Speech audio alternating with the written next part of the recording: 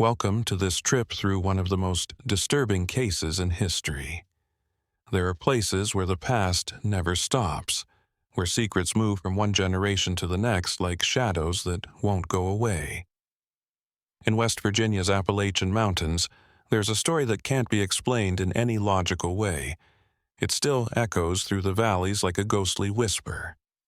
This video is a made-up story that is only meant to be funny. Any similarity to real people, living or dead, is purely coincidental. The Appalachian region was very isolated at the start of the 20th century.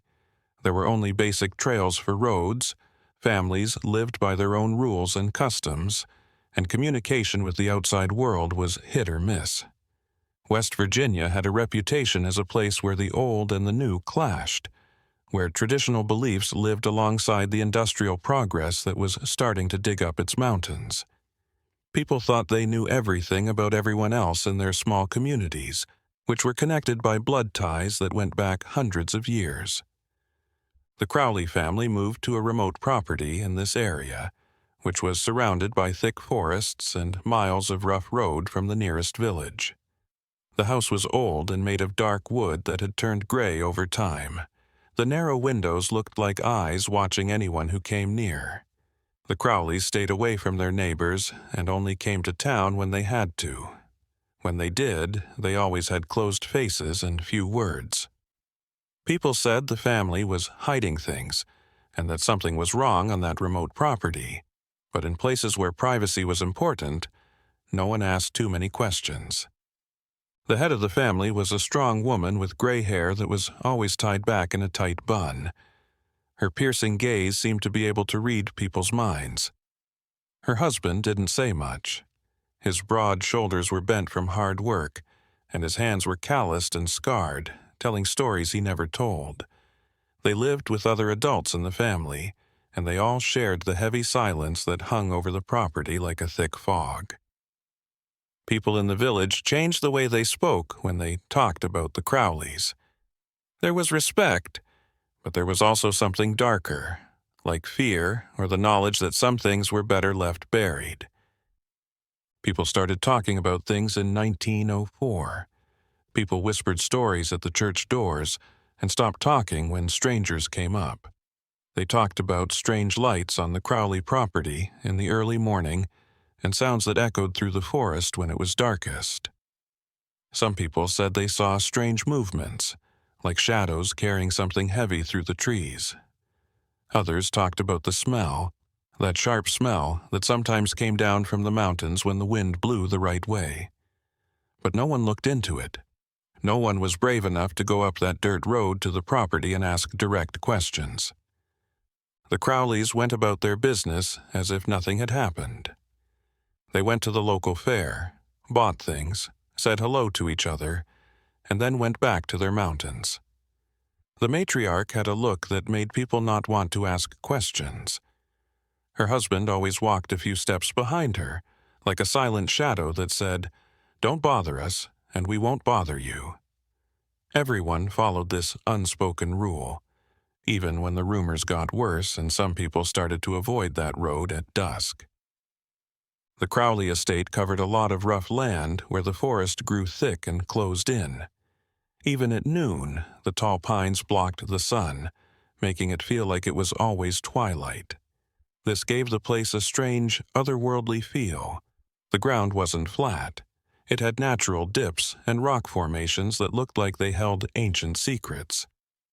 There was a spring on the property that came down from the mountains and flowed through the trees before disappearing into a deep crack in the ground. The water was crystal clear.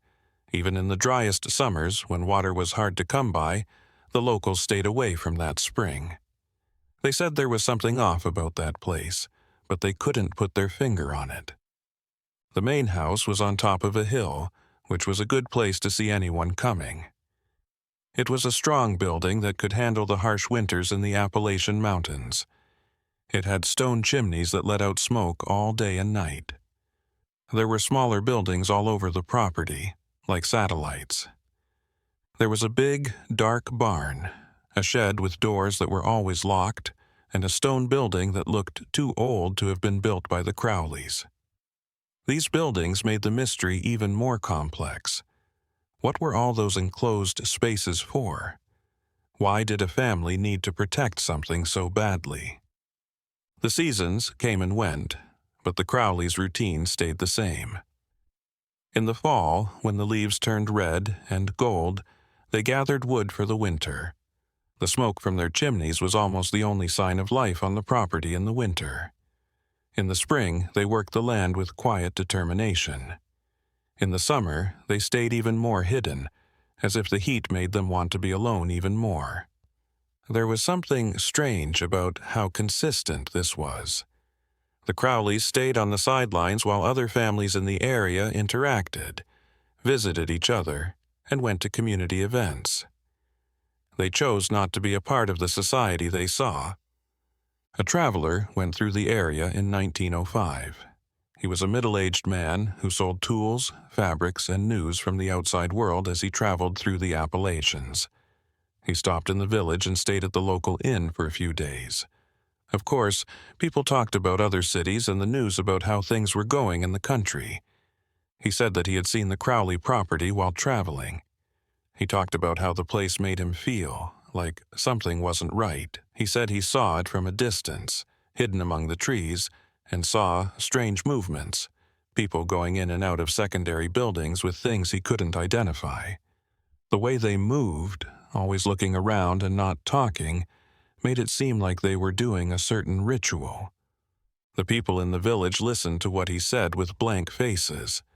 Some shook their heads, and others turned away. A woman in her 50s, whose voice was low and shaky, told the traveler to keep going and forget what he had seen. "Things in these mountains that don't concern us," she said softly. "Things that are better left alone." The traveler left the next day, but his words stayed with her, adding to the rumors that were already spreading in that community. The fact that there was no concrete evidence made it even more disturbing. No crimes were reported, no victims were known, and no formal charges were made. Anyone who paid too much attention could only feel that strange, unexplainable certainty in their stomach. The Crowleys didn't break any clear laws. They paid their bills, took care of their land, and didn't make any visible problems. But there was something about how they lived, something about the quality of their silence that sent out warnings to those who could hear them. The trees around the property looked more twisted than usual, with branches bending at odd angles, as if they were trying to get away from something. Birds stayed away from nesting nearby. There were a lot of wild animals in the Appalachian Mountains, but they all seemed to stay away from the area, which made it feel unnatural. People only talked about these things in quiet tones with people they trusted, because saying that something supernatural might be happening would open the door to being made fun of. But the feeling didn't go away. It grew like a poisonous plant in the minds of people who lived too close to the Crowleys to ignore them completely. The village closest to the Crowley estate was small, and everyone there had known each other for a long time. There wasn't much else besides a white wooden church, a general store that sold everything, and a blacksmith shop where the men would gather to talk. The seasons and traditions that had been passed down from generation to generation set the pace of life. People worked hard, took care of their families, and respected each other's space. But even in a community where discretion was highly valued, the Crowleys stood out because they were so isolated. The owner of the local guest house was a woman who remembered when the Crowleys first came to the area. This had happened a long time before 1904, when she was still a child. She remembered the day the family came from the north in a covered wagon, bringing only what they needed. They didn't explain where they came from or try to make friends. They bought that piece of land and then disappeared into the mountains. From the start, there was something off about them. The matriarch spoke carefully, choosing each word carefully. The patriarch watched people, judging and measuring them in silence. The other family members were always there but rarely noticed, like shadows following their leaders. People in the family seemed to grow and shrink in ways that no one could quite keep track of over the years. People who claimed to be relatives from far away sometimes showed up during the rare visits to the village. Sometimes, people who were seen often just stopped coming, and when someone asked about them, the answer was always vague. They went back east, then west to look for work, then got married and moved to a different area. These were all reasons that made sense on the surface, but when looked at more closely, they didn't answer all the questions. Why didn't anyone say goodbye? Why didn't you get any letters, news, or other contact? The pastor of the local church made a choice that others had avoided in 1906. He felt it was his duty as a pastor to climb up to the Crowley property one spring afternoon. He brought a basket of fresh bread and good intentions, thinking that maybe the family just needed someone to reach out to them as a friend. He thought the trip would be shorter and easier than it was. The dirt road grew increasingly narrow, swallowed by vegetation that seemed to grow purposefully, hiding the place from the rest of the world. When he finally reached the clearing where the house stood, the pastor felt a chill run down his spine. The property was too quiet. There were no animal sounds, no voices, only the wind whispering through the pine trees. The pastor knocked on the door, waited, and knocked again. After a long wait, the door opened just a few inches, and the matriarch appeared in the crack. Her face was tense, her eyes narrowed with something between distrust and irritation. The pastor offered the basket, mentioned that the community missed the family's presence at Sunday services, and suggested that it would be good for them to have more contact with their neighbors. The woman listened in absolute silence, made no move to accept the basket, and offered no invitation to enter. When the pastor finished, she simply said that they appreciated the visit, but preferred to maintain their own traditions, and closed the door without further ceremony. The pastor descended the mountain with a strange feeling in his chest. It wasn't just refusal, which could be understood. It was something deeper, something he had seen in that woman's eyes, a kind of knowledge, perhaps, or determination, as if she were guarding something precious and dangerous at the same time, and the mere presence of a stranger was an intolerable threat. When he returned to the village, the pastor didn't say much about the visit. He only mentioned that the Crowleys preferred their privacy and that it would be best to respect it. The people understood the message. From that day on, even well-intentioned attempts at approach ceased completely. Summers in the Appalachians were a time of intense heat and sudden storms. Thunder echoed through the valleys, lightning ripped through the dark sky, and the rain fell with enough force to turn gentle streams into raging torrents. During these storms, some residents swore they saw lights on the Crowley property, not the normal light of lamps or candles, but a strange brightness that pulsed with its own rhythm. They said it was just lightning reflections, but the light stayed even after the storms passed, shining faintly through the small windows of that house on the mountain. West Virginia had a very bad winter in 1907. The snow began to fall in November and did not stop until March, accumulating in thick layers that transformed the mountains into a ghostly landscape. Roads became impossible. Families isolated themselves on their properties, and communication between neighbors practically ceased for months. It was during these periods of forced isolation that minds began to wander, that stories took on a life of their own, that the fear of the unknown settled more firmly in people's consciences. During that brutal winter, the smoke from the Crowley chimneys never stopped rising. Columns of dark smoke rose from the property day and night, and anyone who looked in the right direction could see them for miles. There was something obsessive about that constancy. While other families conserved firewood, lighting fires only when strictly necessary, the Crowleys seemed to feed their fireplaces non-stop. What were they burning so frequently? Why did they need so much warmth? These were questions that arose naturally, but that no one dared to ask aloud. A local hunter, an experienced man who knew every trail and rock formation in the mountains, decided to venture near the Crowley property on a clear January afternoon. He had no intention of trespassing or causing trouble. He was simply following deer tracks that had led him in that direction.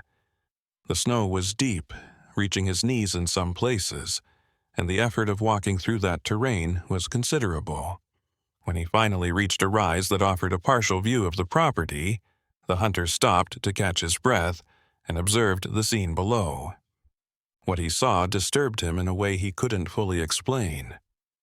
There was intense activity around the main house and the secondary buildings.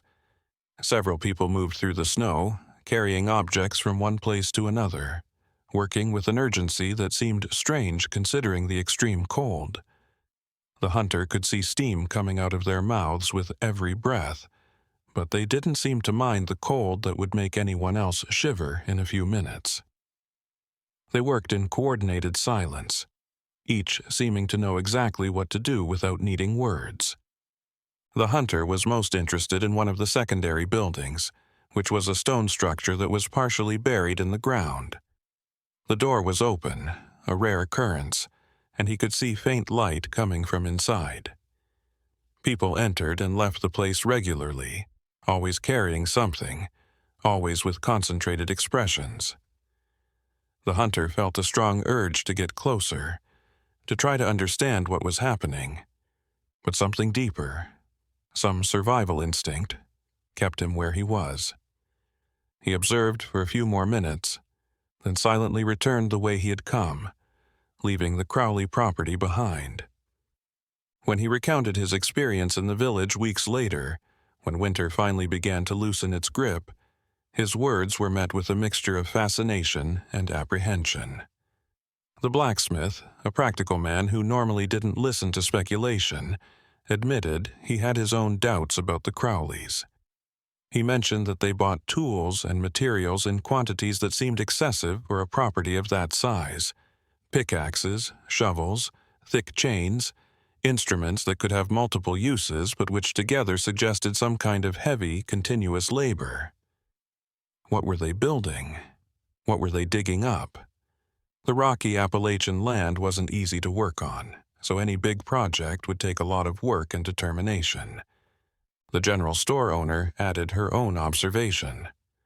The Crowleys bought salt in enormous quantities, far more than would be necessary to preserve meat or seasoned food.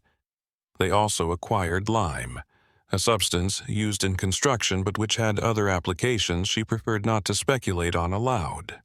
And there were the special orders, items she had to order specifically for them: chemicals with complicated names, thick glass containers, materials that seemed more suited to a laboratory than an isolated mountain farm.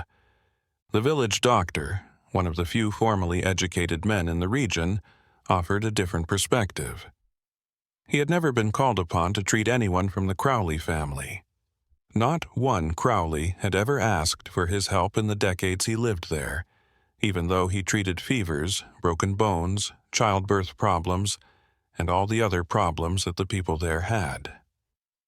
They were either extraordinarily healthy, which would be remarkable considering the harsh conditions of life in the mountains, or they managed their own illnesses in ways they preferred to keep private. The doctor said that the second option made him nervous. What kind of treatments were they administering? What did they know that made it unnecessary to get professional help? As these talks spread through the community, a pattern began to show up. Everyone had their own piece of the puzzle and their own unique way of looking at the Crowleys. If you looked at each detail by itself, you could explain or ignore it. But when you put them all together, they painted a disturbing picture of a family that made its own rules, had hidden motives, and kept secrets that went beyond just wanting to be left alone. The mountains came back to life in the spring of 1907. The snow melted, leaving behind wet ground. The streams flowed freely again, and animals came out of their winter hiding places. It was a time traditionally associated with new beginnings, with hope, with light returning to the world after the dark months. But for those who paid attention, there was a growing sense that something was approaching, some kind of revelation or confrontation that could not be postponed forever. A young man from the village, driven by youthful courage or perhaps recklessness, decided that someone needed to uncover the truth about the Crowleys. He carefully planned his break-in, waiting for a night without a moon, putting on dark clothes and getting ready to climb to the property and see for himself what really happened there. His friends tried to talk him out of it, saying it wasn't worth the risk and that some things were better left alone. But he was determined, sure that the rumors were blown out of proportion, and that he would probably find simple answers to all the questions about that family. He left one night in April, when the air was still cold from winter, but spring had already started to change the landscape. He never came back to tell what he had seen. 3 days later, they found the young man walking down the main road as if he were in a trance. His clothes were dirty with dirt and leaves, and his face was pale and covered in cold sweat even though it was only mildly warm. When the villagers came up to him, he didn't answer right away. He looked right through them, as if he could see something that no one else could. They brought him to the inn, gave him food and water, and tried to calm him down with kind words. He slowly came to, blinking his eyes like he was waking up from a deep sleep. But when asked what had happened and what he had seen on the Crowley property, the young man shut down completely. He shook his head a lot and pressed his lips together, refusing to talk about that night. His friends begged him to talk, and his family begged him to talk, but he wouldn't. He only said one thing, and it was hard to hear because his voice was so hoarse. He said that some secrets should stay buried, and that there were things in the mountains that people weren't ready to understand. He left the village a week later and went to live far away, never to return. The event made the Crowleys' reputation even worse. There was real fear now, even though there had been doubt and worry before. What had happened on that land that had turned a self-assured young man into a scared and quiet one? What kind of interaction could make someone change so much? More and more theories came up, each one darker than the last. But they all had one thing in common. They all knew the Crowleys were up to something very bad. In the summer of 1908, the family kept to themselves like they always did. But there was a small change. When they came to the village to shop every so often, their eyes had a new intensity. The matriarch seemed more alert, looking at each face as if she were looking for signs of hostility or suspicion. The patriarch walked with an even more stiff posture, his jaw clenched and muscles tense, like an animal ready to protect its territory. The rest of the family stayed close together and rarely left each other's sides. They communicated with looks and small gestures that seemed to be their own language. The villagers were more careful in their actions. When the Crowleys got close, people stopped talking. Vendors finished their sales quickly and didn't make eye contact for long. Even people who had tried to be nice before kept their distance, knowing that there was an invisible line that should not be crossed. The tension between the family that lived alone and the people around them grew like a storm cloud, threatening but never going away. In this atmosphere of distrust, something unexpected happened. A middle-aged man from the Crowley family, who had not been seen in a long time, showed up at church on a Sunday. He just walked in, sat in the back pew, and stayed there for the whole service. He didn't sing the hymns or read the Bible. He just sat there with his eyes on some far-off point, as if he were there, but not really there. His presence made everyone in the congregation feel uncomfortable. People looked to the side, whispered behind hymnals, and tried to stay calm while they figured out what was going on with this strange figure. The pastor tried to talk to the unexpected visitor after the service, but the man was already leaving. He moved quickly, which was strange because he had been standing still before. The pastor caught up with him on the church steps, touched his arm lightly, and asked if everything was okay and if there was anything the community could do to help the Crowley family. The man stopped, turned slowly, and the pastor would never forget the look on his face. It wasn't anger or contempt, it was more like pity, as if he knew something terrible that no one else did. He whispered things the pastor could barely hear, like choices made long ago and paths that can't be taken back. Then he went down the steps and out of sight down the road that led to the mountains. That strange and one-of-a-kind visit only added to the mystery. Why did that man show up on that day? What was he searching for? Was it a quiet cry for help? Or was he just interested in how different the people around him lived from his own family? No one knew what to say, and the man was never seen in the village again. That short visit felt like a test of some kind, or maybe a goodbye, a last acknowledgement that two worlds lived side by side in the same mountains, but would never really touch. The next few months went by in a strange, surface-level, normal way. People were busy with harvest work and the bright colors of fall came. Life went on as usual. But something was changing under all of this normalcy. People talked less and less about the Crowleys, not because they were less worried, but because they had learned that talking didn't help. There was no one in charge to go to, no solid proof of a crime, and no victim who could testify. There was just that nagging feeling, that gut feeling that something was very wrong on that remote property, but that it was beyond the reach of any normal help. In the fall of 1908, the trees in the Appalachian Mountains slowly changed color, turning amber and crimson. The nights got longer, the air got that sharp cold that meant winter was coming, and the families in the area got ready for another round of being alone and surviving. It was a time to think about things, to look inside yourself, and to strengthen ties with your neighbors before the snow made it impossible for them to talk to each other. But that year there was a different kind of tension in the air, as if nature itself were holding its breath, waiting for something to happen. People who paid close attention started to notice small changes on the Crowley property. The smoke coming from the chimney smelled different now. It was sharp and strong, and it had chemical notes that weren't typical of burning wood. The smell sometimes got to the village, especially in the early morning, and people would wrinkle their noses and talk in low voices about what might be burning up in the mountains. Some people thought they might be destroying documents or things to hide evidence of something they didn't want to be found. Some people thought of strange rituals and practices that were passed down from ancient times and didn't belong in the modern world.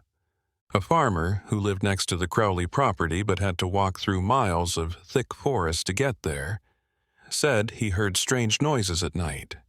He was sure they weren't animal sounds. He could tell the difference between every owl's hoot, every coyote's howl, and every tree creaking under the weight of snow. These sounds were different. Sometimes they sounded like metal, like tools hitting rock. Sometimes they were more natural, like a rhythmic chant that echoed through the night air, with words in a language he didn't know. The farmer wasn't the type to believe in fantasies or superstitions, but he did say that those sounds made him uneasy in ways he couldn't fully explain. His wife added her own observation. While working in their garden during the day, she sometimes saw movement along the line of trees that marked the boundary between their properties. Shadows that seemed to watch, a presence that could be felt even when nothing was visible. It felt like invisible eyes were watching me, judging me, and measuring me. She had started to stay away from that part of their land and work closer to the house where she felt safe. Her husband tried to calm her down by saying it was just nerves and the effect of the stories going around in the community. But when he was being honest, he said he felt the same way, like something or someone was watching her and didn't want to be seen. As October went on, a pattern started to show up. A lot of people in the village said they had scary dreams, nightmares that felt more real than their waking lives. The details changed, but some things kept coming up. Tunnels dug deep into the ground, stone chambers lit by dim flickering light, symbols carved into the walls that seemed to be from a time long before anyone could understand, and always, at some point in these dreams, the Crowleys moving through the shadows, as if they belonged to that underground world more than to the surface world where the sun shone. The village doctor, who was a scientist and would usually dismiss these kinds of stories as superstition, was interested in how consistent these experiences were. It was strange for more than one person to have the same dream at the same time, especially when they included such specific details. He started to keep a secret record, writing down the stories and looking for patterns or logical reasons. Maybe there was something in the water that messed with people's minds, or maybe it was just mass hysteria with shared fear showing up in dreams. But the more he looked into it, the less happy he was with these common explanations. Something happened during this time that would change everything. A traveling merchant came to the village with a variety of goods to sell.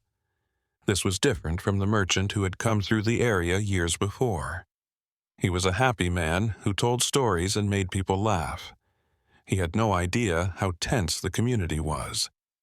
When he casually said that he wanted to visit all the properties in the area, including the Crowleys, which someone else had mentioned, everyone fell silent. They tried to talk him out of it by saying that the family didn't like visitors and that he would save time by skipping that stop. But the merchant thought the customer's reluctance was just a local quirk and insisted that every customer was important and that it didn't cost anything to try. On a clear afternoon in late October, he set off with a cart full of goods, whistling a happy tune as it made its way up the road to the mountains. Some people watched him leave with sad faces, and they felt a heavy stone in their stomachs that told them something bad was going to happen. 3 hours later, the merchant came back, but he had changed in ways that went beyond his body. His face was gray, his eyes were wide and glazed over, and his hands shook as he held the reins. He parked the cart in the middle of the village and just sat there, unable to get out or talk. When they finally got him into the guest house and gave him a strong drink, he started to talk in a flood of words that he couldn't control. He talked about getting to the property, knocking on the door, and being greeted by the matriarch with the piercing look. She let him in, which was a strange thing to do that should have been a warning in and of itself.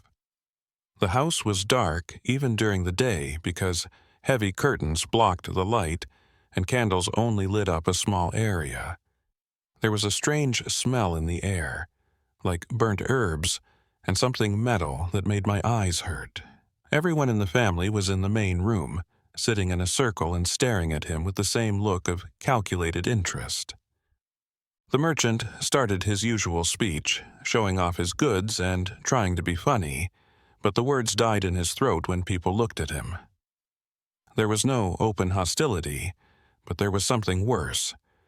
They all knew something that he didn't, which made him feel like an outsider in a deep and permanent way. After that, the matriarch asked a simple question. What were the villagers saying about them? The merchant, still trying to act like a professional, whispered something vague about how the family valued their privacy. The woman smiled, but it wasn't a warm smile. It was just a sign that she knew the truth. She got up, walked to one of the covered windows, and pulled back the curtain on purpose so that she could see the property outside. The merchant was terrified by what he saw through that window. He either couldn't or wouldn't say exactly what he had seen. He spoke in pieces, cut off sentences, and made desperate gestures in an effort to say something that words couldn't. He talked about structures that shouldn't be there, like shapes of earth and stone that seemed to follow geometry that didn't make sense. He said that he suddenly and completely understood that the property went down as far as it went across, and that there were whole layers of existence carved into the mountain's insides, with rooms and tunnels that made up a complex as complicated as any city, but completely hidden from view by anyone passing by on the surface. The matriarch watched his reaction with cold satisfaction, and then gently told him to leave and forget what he had seen. There was no direct threat in what she said, but the weight of what she meant was too much to bear. The merchant didn't need to be told twice. He picked up his things with shaking hands, left the house, and ran down the mountain as fast as he could, almost in a panic. Now that he was in the boarding house with other people who were quiet, he begged them to believe him and understand that something very wrong was happening on that property. But he also begged them not to do anything and to leave the Crowleys alone, because getting involved would bring something bad into their lives. No one could figure out how to fix the problem. The merchant's story spread like wildfire through the community. Everyone reacted to the news in their own way. Some were skeptical, others were scared again, but everyone felt like they had reached a point of no return. The question was no longer whether the Crowleys had disturbing secrets, but what to do with this knowledge. The answer they found was so complicated that it made them feel stuck. The county sheriff, who was a practical man with a lot of experience, was told about the situation. He listened to the stories with a carefully neutral look on his face, asking pointed questions to try to separate fact from speculation. He sighed deeply when they were done and explained the legal reality of the situation. There was no reason for any official action because there was no proven crime, no identifiable victim, and no tangible evidence of wrongdoing. It was not against the law to build underground structures on private property, and being strange was not a crime. Even if the discomfort was real, making people uncomfortable did not give the authorities the right to step in. But the sheriff did care about the community's fears. He promised to make an informal visit to the property to make sure everything was in order, and to show that there was an official presence that might stop any really bad behavior. Some people were happy with this promise, but others shook their heads in disbelief, sure that a visit like this would be useless at best and dangerous at worst. One November morning, the sheriff left with a brave young deputy who hadn't yet learned to be afraid of the shadows that lived in those mountains. They came back before dark, and the way they stood showed that they had lost without saying a word. The sheriff got together with some of the community leaders and told them about his experience in a careful way. They had been greeted with cold but perfect politeness. The matriarch let them in, offered them tea, which they politely turned down, and answered all of their questions in a way that made it clear that they didn't need to ask more. Yes, they had done some work on the property to make it better. No, what they did was not against the law. Yes, they liked their privacy, but they also followed the law. The house was neat, clean, and completely normal in the parts that were shown. As for the rumors about the underground structures, the matriarch said that they had dug out a bigger basement to store food in during the winter. She said that this was common in mountainous areas where the weather could be very hot or very cold and needed careful planning. She even offered to show him the space, but the sheriff turned her down for reasons he couldn't fully explain. He was more upset by the way she made the offer, with complete confidence that he would say no, than if he had just said no. The young deputy added his own note. He had seen several family members during the visit, all adults, and they all looked healthy and well cared for. No one looked like they were there against their will, and no one asked for help or looked upset. From a legal point of view, everything was fine. He also said, in a low voice and with a distant look, that there was something in the air of that house that made him very uncomfortable. It felt like he was always being tested, measured, and judged by rules he didn't understand. The community accepted this news with more and more resignation. What could regular people do if even the police officer couldn't explain why they did anything? The answer seemed to be nothing, and this feeling of helplessness made them angry, which turned into something darker and more dangerous. In 1909, winter came earlier than expected. Blizzards cut off the area for weeks. No one could talk to anyone outside, and each family went into its own fight for survival. It was a hard time when resources built up during better months were slowly used up. Each day was measured not in hours, but in how much food was left in the cupboards, how much fuel was left, and how much longer this forced isolation would last. During that harsh winter, the way people saw the Crowleys changed. Maybe it was the extra time to think. Or maybe it was the fact that death was always close by because of the extreme cold. But people started to doubt their own beliefs. What if they were wrong about that family? What if the real issue was the community itself, which couldn't accept differences, and put its fears and superstitions on people who just wanted to live their lives without anyone watching? It was an uncomfortable thought that made people think about themselves, which many would rather not do. The pastor, like everyone else, was stuck at home and used that time to pray and think deeply. He wondered if he had failed as a pastor by not trying harder to reach the Crowleys and show them real compassion instead of judgment that looked like concern. He decided to try again when spring finally came. He would not see that family as people he should be suspicious of, but as people who needed to connect with and understand him. He made a good decision, and he slept better that night than he had in months. But when spring finally came, it brought a discovery that would change everything and make it impossible to stay neutral or tolerant. A landslide happened on the Crowley property that was next to public land because of a very strong thaw and a lot of rain. Some of the hillside just gave way, sending trees and rocks down the mountain and leaving a deep hole in the ground that revealed what was hidden below. A few days later, a hunter found the site because the landscape had changed so much. What he saw left him frozen for a long time, his mind trying to make sense of what his eyes were seeing. The landslide had uncovered an opening, a carefully and skillfully built fake entrance that led down at a steep angle.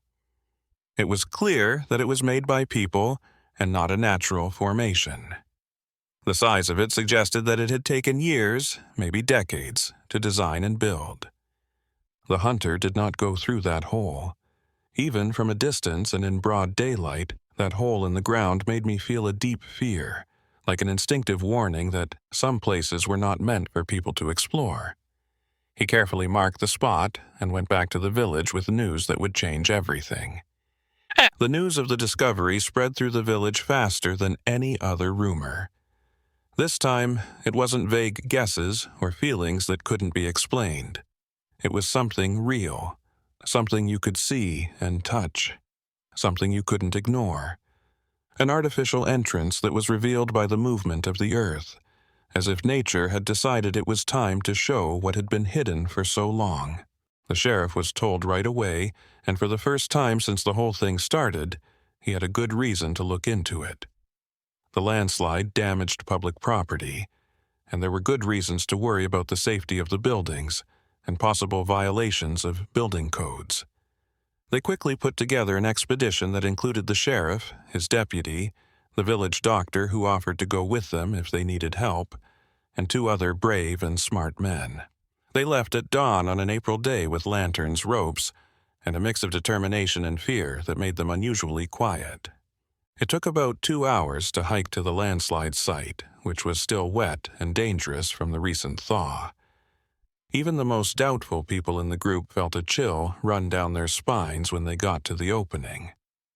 The building was very complicated. It wasn't just a hole in the ground, it was a complex building with walls made of carefully placed stones, treated wood supports placed at regular intervals, and even a basic drainage system that could be seen along the sides. Someone had put in a lot of time, work, and specialized knowledge to make that underground space. The sheriff lit his lantern and started to carefully go down, with the others following in a line. Some parts of the steps were carved directly into the rock, while others were made of wood. They weren't all the same size, but they worked.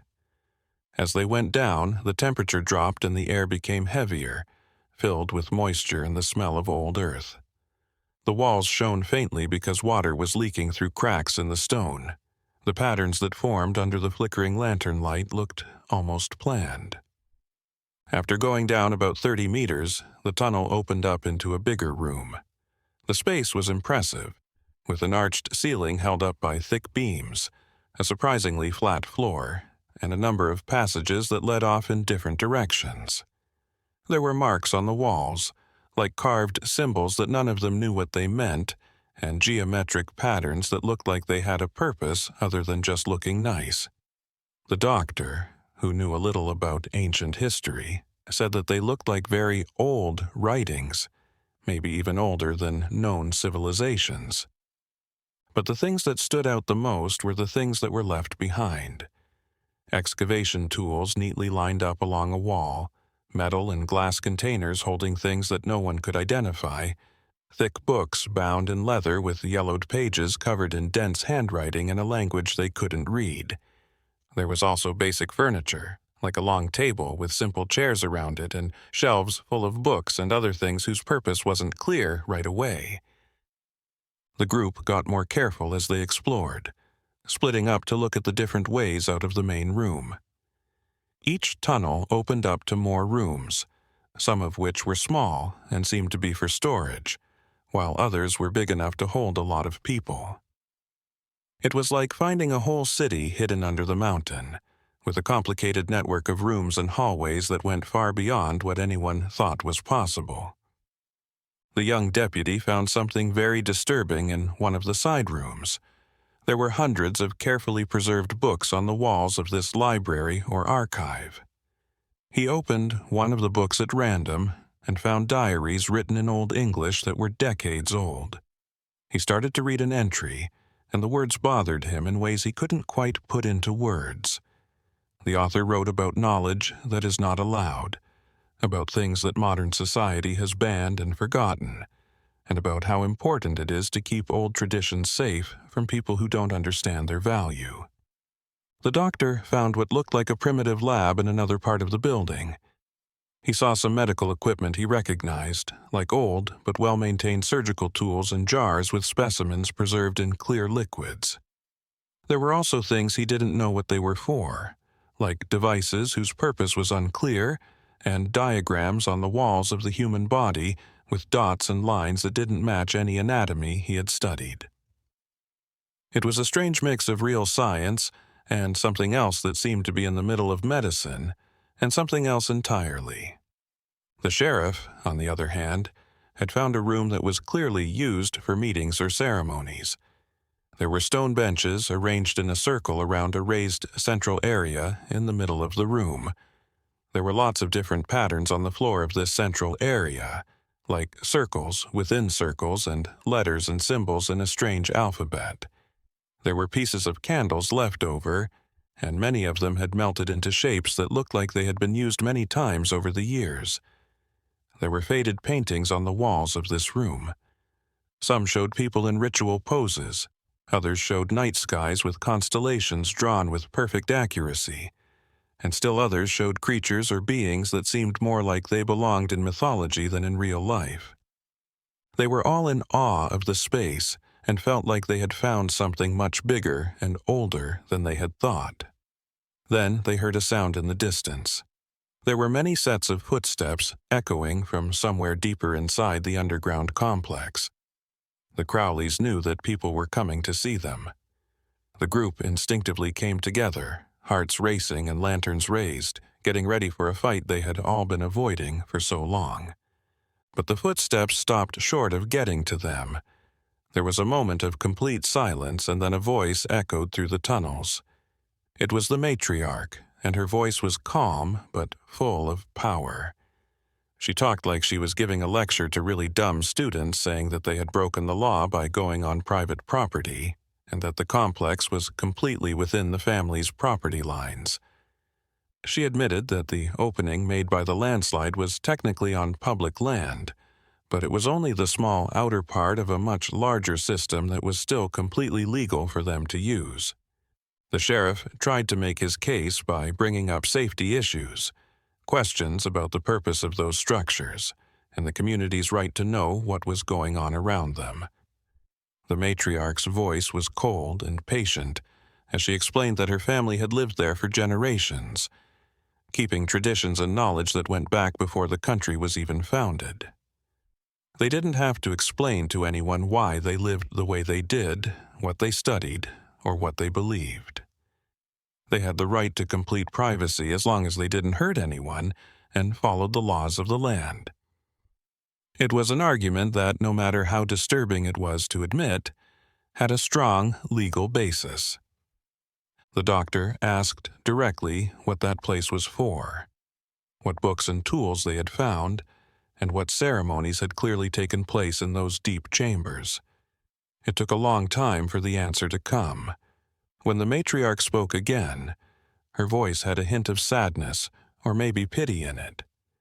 She said that there were things that people had forgotten, practices that had been hidden and demonized, but that still held truths that some people value.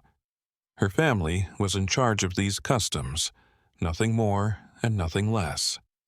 The group stayed in those underground rooms for a while longer, mentally recording what they saw because they knew they might never get the chance again. Then, without saying anything, they all agreed to go back up to the surface. When they finally came out of the tunnel, the sunlight seemed too bright and hot, as if they had been down there for much longer than the few minutes that had actually passed. On the way back to the village, no one said anything. Each man was lost in his own thoughts, trying to figure out what they had seen and what it meant. When they came back and told the community what they had found, people reacted in many different and strong ways. Some wanted immediate action, calling for the police to come in, the place to be shut down, and the Crowleys to explain everything they did. Some people said to be careful because no laws had been broken, and forcing a confrontation could have unpredictable effects. The argument went on for hours, with people getting more and more angry and scared. In the end, though, they all agreed that their choices were very limited. After the exploration of the underground complex, the village had a strange feeling for a few days. It felt like everyone was waiting for something, an answer from the Crowleys or a change in the way things had been for years, but nothing did. The family went about their business as usual, coming to the village for their basic needs and keeping their faces blank. They completely ignored the looks they got that showed new understanding and discomfort. The pastor, true to the resolution he had made during the winter, decided to make one last attempt to reach that family. But this time, he would do things differently. He spent days getting ready for a special sermon that wasn't about sin or redemption. It was about belonging and community, how everyone was part of something bigger, and how important it was not to let differences divide people who lived on the same land. He told people ahead of time that the sermon would be about welcoming and accepting people, not judging them. The following Sunday, to everyone's surprise, the entire Crowley family appeared at church. They came in as a group, moving in almost perfect time with each other, and took up several pews at the back. Their presence caused a visible ripple through the congregation. People turned to look, and whispers started and stopped right away. You could almost feel the tension in the air. The pastor started the service as if nothing was wrong, his voice strong and welcoming. The sermon was exactly what it said it would be. Carefully chosen words about tolerance and understanding, and how fear of the unknown often leads to quick judgment. He talked about different cultures and how America is home to many different beliefs and practices. He also talked about how important it is to respect other people's choices, as long as they don't hurt anyone. Given the community's atmosphere of distrust, it was a brave message, and some of the people there clearly didn't like how it was said. The Crowleys stayed completely still during the sermon, with their faces blank and their eyes fixed on the pastor. They didn't sing the hymns or open the Bibles that were offered. Instead, they listened with an intense focus that was in some ways more disturbing than open hostility. They all stood up at the end of the service, walked towards the door, and before anyone could say anything, they were already gone down the road that led back to the mountains. But the matriarch stopped for a moment at the door. She looked at the pastor for a long time, then did something surprising. She smiled. It wasn't a friendly or warm smile, but it did have the look of recognition, maybe even respect. She said something too quiet for anyone else to hear, something that sounded like thanks or maybe goodbye, and then she left. The pastor stood there for a few minutes after that, feeling upset in ways he couldn't put into words. He wondered if he had made a difference or if he had just validated something that maybe didn't need to be validated. In the weeks that followed, a strange pattern began to show up. People who had the most frightening experiences with the Crowleys, those who had seen or felt things they couldn't explain, started to talk about how their own views had changed. They hadn't forgotten what had happened to them or found the Crowleys less mysterious. Instead, they were slowly accepting that some things just didn't make sense to them, that the world was stranger and more complicated than their everyday lives suggested. The young man, who had run away after his first attempt to spy on the property and left the village soon after, sent an unexpected letter. He wrote about finally finding peace and how he had learned that some mysteries should not be solved, but only respected. He said that he had spent time studying ancient history and anthropology to better understand what he had seen that night. He had found that many cultures throughout history had practices similar to those that the Crowleys seemed to be doing. He wrote that they weren't necessarily bad, just different, and that they followed a logic that modern society had either forgotten or rejected. Some people in the village found this point of view freeing, while others found it scary. It meant admitting that their world had things that didn't fit neatly into what they already knew, and that the order and clarity they were looking for might be comfortable lies. The doctor had a hard time with these ideas in particular. His scientific training required logical explanations and measurable causes and effects, but what he saw in that underground complex didn't fit into any of those categories. Something happened in the summer of 1910 that made things a little clearer for a moment. A mild epidemic spread through the area. It wasn't too bad, but it made people sick and kept them in bed for days with fevers and body aches. The village doctor was busy going from one family to the next, doing what he could with the few resources he had. The Crowley family surprised him by offering to help. They didn't come in person, but they sent a messenger with supplies, medicinal herbs made using old recipes and detailed instructions on how to prepare and use them. At first, the doctor wasn't sure, but he decided to try the remedies in some cases where his own treatments weren't working. The results were amazing. Patients who had been sick with a fever for days started to feel better within hours, and pains that had not responded to any other pain relief methods got a lot better. Even though the treatments came from a place of pain and doubt, it was clear that they worked. This simple act changed the relationship between the Crowleys and the community in a big way.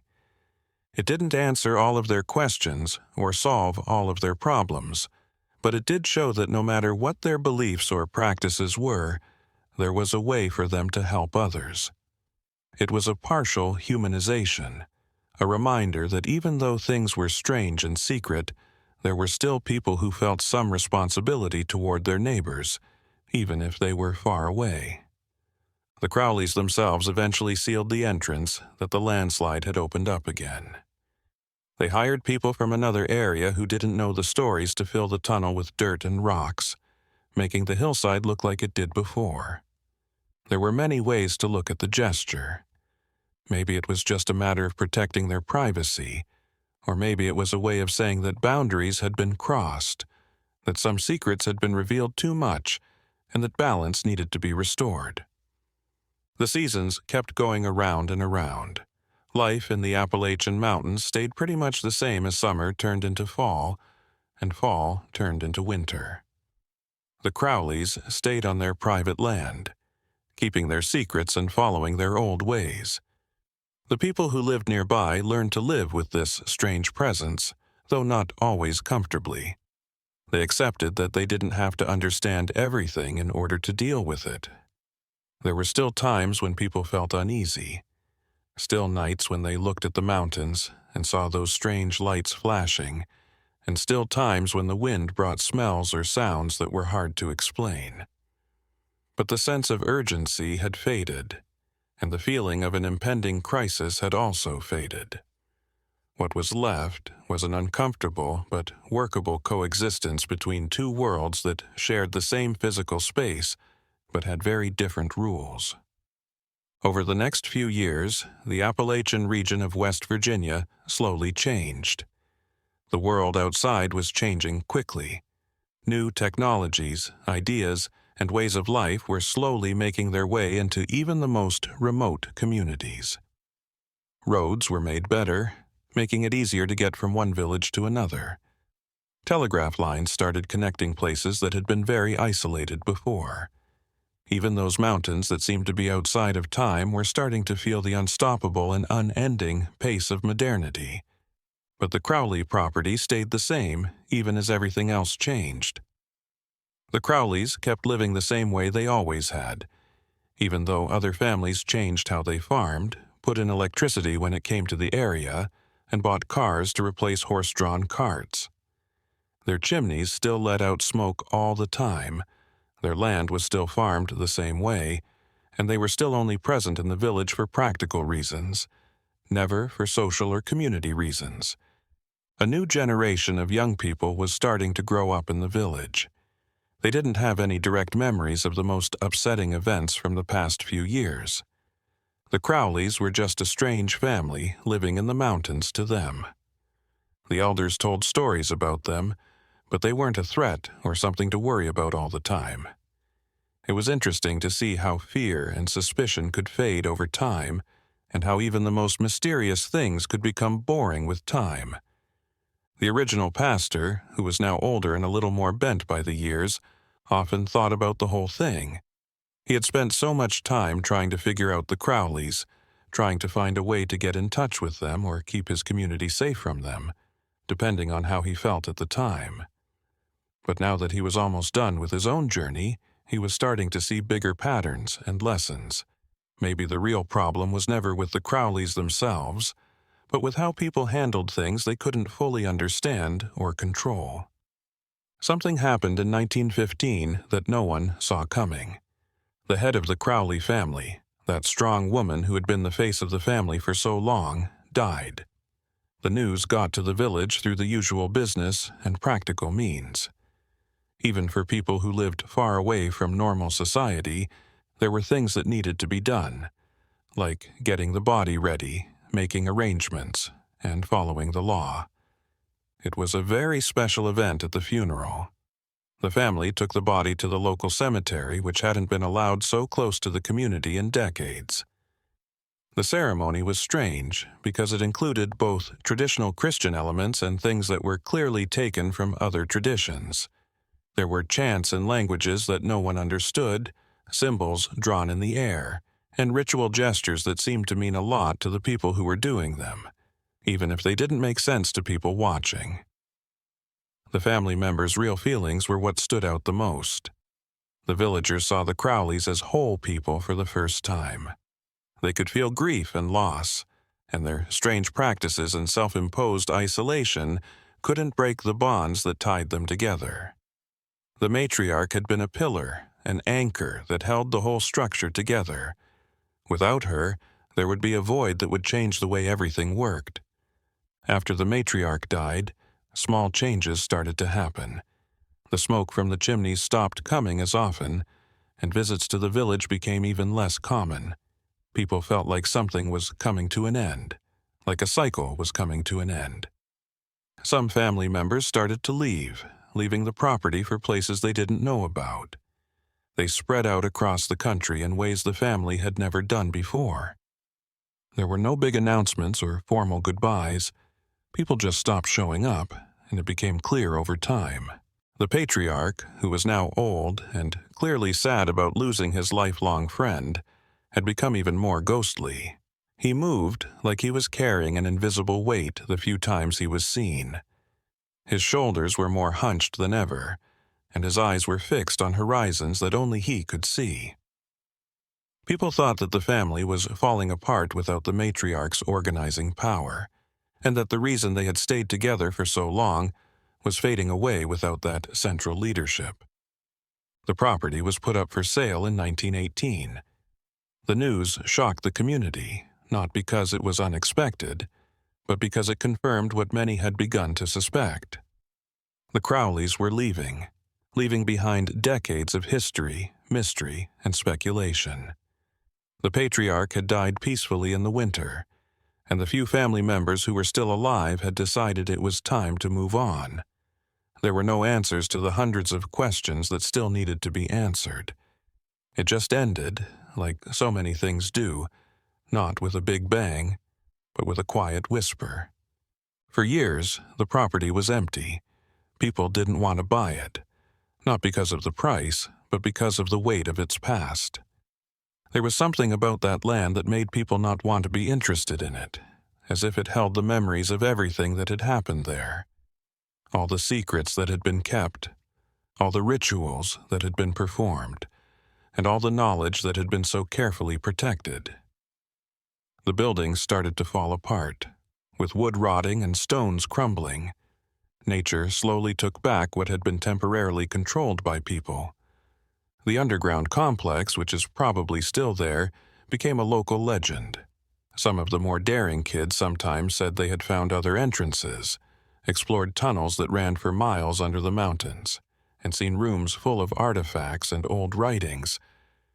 But these stories were always second or third hand, never verifiable, and always had that mythical quality that stories get when they are passed down orally from one generation to the next.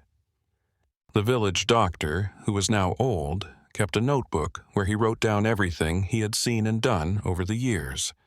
He kept it in a locked drawer in his desk and didn't look at it very often, but he couldn't throw it away. It was proof that the world was much more complicated and strange than most people were willing to admit. He thought about publishing those records and letting more people know about them, but he always chose not to. He had learned that some knowledge was too heavy to be shared easily.